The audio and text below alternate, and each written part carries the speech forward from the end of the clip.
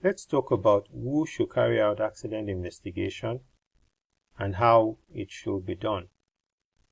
Ideally, an investigation will be conducted by someone experienced in accident causation, experienced in investigative techniques, fully knowledgeable of the work processes, procedures, persons and industrial relations environment of a particular situation.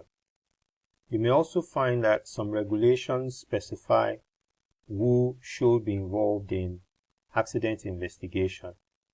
In most cases, however, we find that the supervisor should help investigate the event. Other members of the team can include employees with knowledge of the work, the safety officer or safety advisor, health and safety committee members, union representatives if applicable, employees with experience in investigations, and you could also involve outside experts or representatives from the government, most likely the local government. The key qualification, however, is that a competent person, by reason of training and experience and knowledge of the particular environment, should be the one investigating or should form part of the team of investigators for an accident.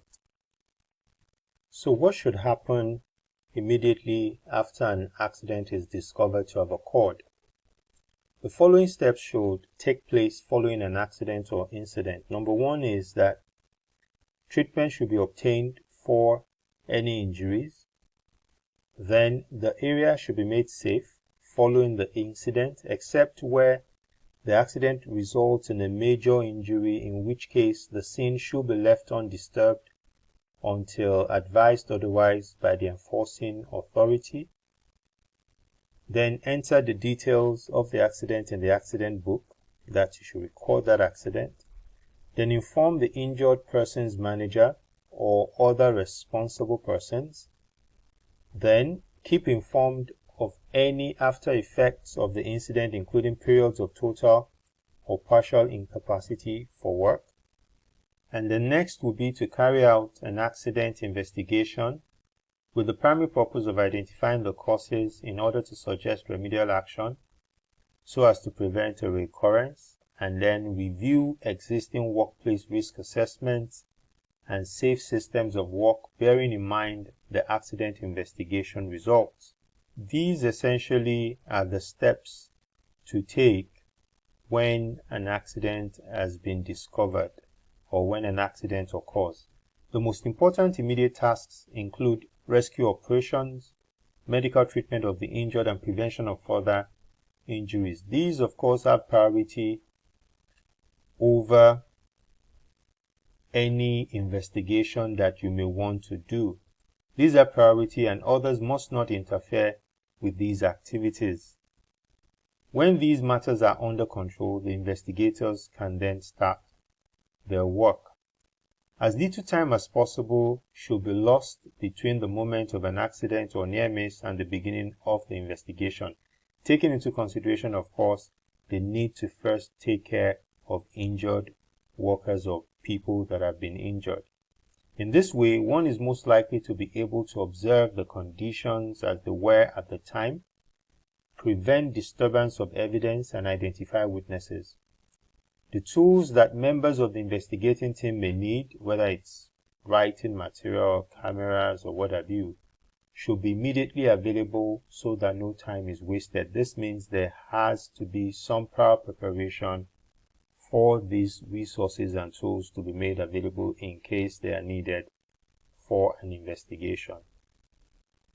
So the steps in investigating the accident would include gathering of information, analyzing the information, drawing conclusions, and making recommendations. The first step, as mentioned, in any accident investigation involves the gathering of factual information. This may involve plans of the workplace, drawings of equipment, and witness testimony. An investigation often adopts the following structure: establishing the essential facts, what happened, how and where in the correct time sequence, uncovering the underlying causes in order to complete a multi-causation analysis, bearing in mind, as earlier mentioned, factors related to materials, equipment, environment, and people (MIP), as stated in the tree diagram under our accident causation model a few modules ago. The first step in accident investigation, as seen earlier, is information gathering information. And there are three ways in which you can do that, as stated here: physical evidence, eyewitness accounts, and background information. Before attempting to gather information, however, it's important to examine the site for a quick overview and take steps to preserve evidence and identify all witnesses. The first of the information gathering techniques, being physical evidence, is probably the most non-controversial information available. It is also subject to rapid change or obliteration. Therefore, it should be the first to be recorded. Based on the investigator's knowledge of the work process, one may want to check items like positions of injured workers, equipment being used, materials or chemicals being used, safety devices in use, position of appropriate guards, position of controls, of machinery, damage to equipment, housekeeping of area, levels of noise and lighting, weather condition, time of day, etc. The investigator may also want to take photographs before anything is moved, both of the general area and specific items. Later, careful study of these may reveal conditions or observations missed previously. Sketches of the accident scene based on measurements taken may also help in subsequent analysis and will clarify any written reports. Broken equipment, debris, and samples of materials involved may be removed for further analysis by appropriate experts. Even if photographs are taken, written notes about the location of these items at the accident scene should be prepared. The second way to gather information is eyewitness account. Every effort should be made to interview witnesses. In some situations, witnesses may be your primary source of information because you may be called upon to investigate an accident without being able to examine the scene immediately after the event, meaning that you're not at that scene at the time. You may be called from another location, maybe from another area of the business. Because witnesses may be under severe emotional stress or afraid to be completely open for fear of recrimination, interviewing witnesses is probably the hardest task facing an investigator.